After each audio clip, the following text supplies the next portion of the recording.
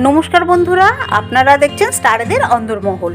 বিনোদন জগতে দাপটে খলনায়ক হিসাবে পরিচিত কৌশিক বন্দ্যোপাধ্যায়।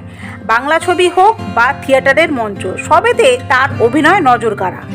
আজও থিয়েটার তার প্রাণ। আর এই দীর্ঘ অভিনয়ের কেরিয়ারের বিভিন্ন অভিজ্ঞতার সম্মুখীন হন অভিনেতা। আর সেই গল্পই কৌশিক বন্দ্যোপাধ্যায় শোনালেন দাদাগিরির মঞ্চে এসে, যা শুনে রীতিমতন চমকে উঠলেন দাদা। একবার নিজের এক ভয়াবহ অভিজ্ঞতার কথা শোনালেন কৌশিকবাবু।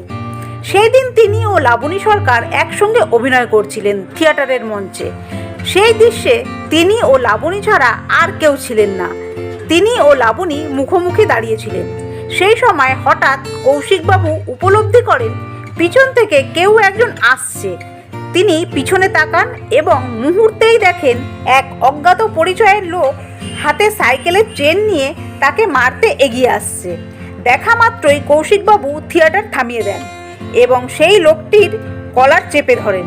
সাথে সাথে সেখানে পুলিশ ও নিরাপত্তা রক্ষীরা এগিয়ে এসে আটক করেন ব্যক্তিটিকে। বর্তমানে জি বাংলার নতুন ধারাবাহিক যোগমায়াতে দেখা যাচ্ছে কৌশিক বন্দ্যোপাধ্যায়কে।